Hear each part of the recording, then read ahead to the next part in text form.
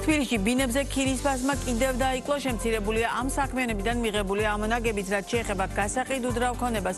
ფასები ისევ ზრდის ტრენდს ინარჩუნებს. ბინების ტიპის მიხედვით ძველი საცხოვრებელი ფართების გაყიდვები გაზრდილი, ახალი ბინების კი შემცირებული. რა ფართის ბინებზეა მოთხოვნა დედაქალაქში და რა მოლოდინია ქირაზე? თემის დეტალებით მარი მელიქიშვილი გვერდება ბიზნეს პარტნიორის ეთერში. გამარჯობა, მაია, მევესალმები ჩვენს მაყურებელს, ვიდრე ქირის საკითხზე ვისაუბრებთ, ბინების ყიდვა გაყიდვის თემით დავიწყოთ. ბოლო მონაცემებით თბილისში 1 კვადრატული გასაყიდი უძრავი ქონების ფასი საშუალოდ $1341 შეადგენს, რაც წლიურ ჭრილში შეიძლება ითქვას, რომ 6%-ით გაზრდილი მაჩვენებელია. მიუხედავად იმისა, რომ თბილისის უძრავი ქონების ბაზარზე ყოველწლიურად ფასების მატება შეინიშნება, ეს რეალიზაციაზე გავლენას ნაკლებად ახდენს და უძრავი ქონების გაყიდვები მაინც ზრდის ტრენდს ინარჩუნებს. მზარდია როგორც საჭიროებაზე დაფუძნებული, ისე საინვესტიციო შენაძენი. უნდა ითქვას, რომ დედაქალაქში ყველაზე აქტიურად 50-დან 75 კვადრატულ მეტრამდე ფართობის მქონე, ანუ პატარა ზომის ბინები იყიდება, რომელთაც მთლიანი გაყიდვების დაახლოებით 45% უკავია. დიდი ბინების გაყიდვები კი საკმაოდ მოკრძალებულია და საერთო გაყიდვებში 4%-იანი წილით არის წარმოდგენილი. რაც შეეხება ზოგადად ბინების ტიპს, ბოლო პერიოდში გამოიკვეთა, რომ თბილისში ახალი ბინების გაყიდვები შემცირდა, ძველის კი გაიზარდა. მაგალითისთვის,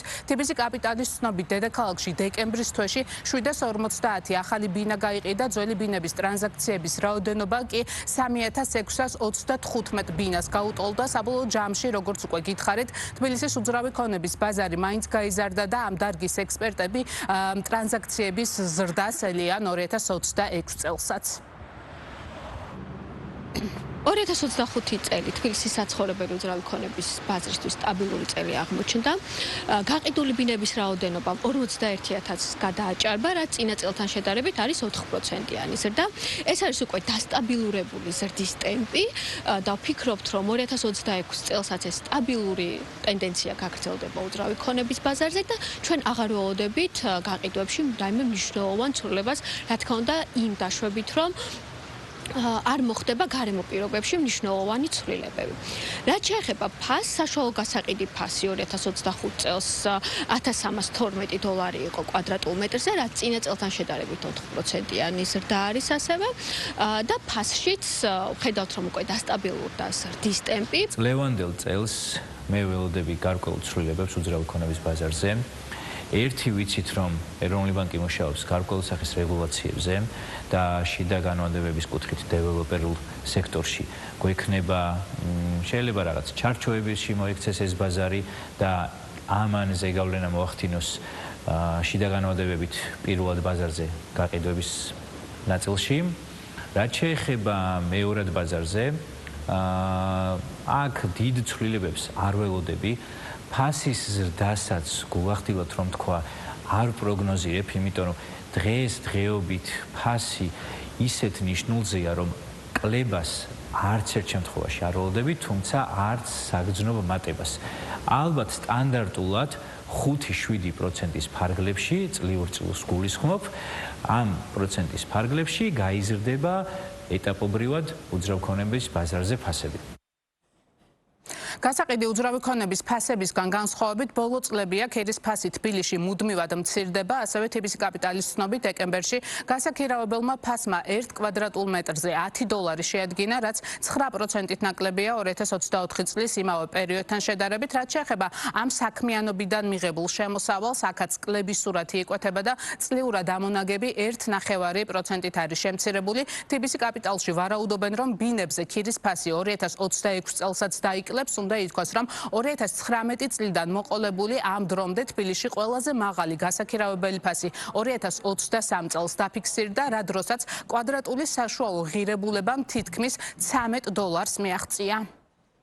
2025 წელს უძრავი ქონების ამონაგები 8,7% იყო, რაც წინა წელთან შედარებით არის 1,5% პროცენტული პუნქტით შემცირება. იმ ფონზე რომ ჩვენ კიდევ ველოდებით რომ იჯარა შემცირების ტენდენციას გააგრძელებს, თუმცა უკვე დასტაბილურებული შედარებით სტაბილური მცირე ტემპით, ასე რომ ვთქვათ, ვფიქრობთ, რომ უძრავი ქონების ამონაგებიც გააგრძელებს შემცირების ტენდენციას, თუმცა ეს არ იქნება მნიშვნელოვანი რყევები და მნიშვნელოვანი შემცირება. კვლავ მაღალ დონეზე არის უძრავი ქონების ამონაგების სხვა ალტერნატიულ აქტივებთან შედარებით და ვფიქრობთ, რომ ამ საინვესტიციო მიმზიდველობას შეინარჩუნებს. ისევ და ისევ არის მოთხოვნა საბურთალოზე და დიდი ღმის უბანზე და ამ ტერიტორიებზე, მაგრამ ძალიან აქტიურად წამოვიდა მოთხოვნა ისანი-კრწანისის უბნებზეც. აქაც ხედავთ ყოველწლიურად, რომ იზრდება ქირებზე და ასევე შესაბამისად უკვე ქირიდან გამომდინარე ყიდვაზეც მოთხოვნა. მიზეზი რის გამოც გაჩნდა მოთხოვნა ისანზე და კრწანისზე არის განსხვავებული. კრწანისზე იმიტომ გაჩნდა მოთხოვნა, რომ ადამიანები ცდილობენ ეკოლოგიურად სუფთა გარემოში უცხოვრონ, მაგრამ ცენტრთან ახლოს და ეს ამ კრიტერიუმებს აკმაყოფილებს კრწანისი, ხოლო რაც შეეხება ისანს, ისანიც ასევე ცენტრთან ახლოა, არის კომუნიკაციები, არის მეტროსადგური და სულ რაღაც 10 წუთში შეგვიძლია თბილისის ცენტრთან თავისუფლების მომენტთან რუსთაველთან მოვიდეთ და ფასები კი ღირს დაახლოებით იგივე რაც დიდიღომში. აქვე გეტყვით იმასაც, რომ როგორც გასაყიდი, ისე გასაქირავებელი უძრავი ქონება ყველაზე ძვირი მთაწმინდასა და ვაკეში ღირს ამ ორ უბანში ბინების საშუალო გასაყიდი ფასი $2200 ზემოთ ნარჩუნდება. მადლობა, მარი მელიქიშვილი საუბრობდა ბიზნეს პარტნიორის პირდაპირ ეთერში.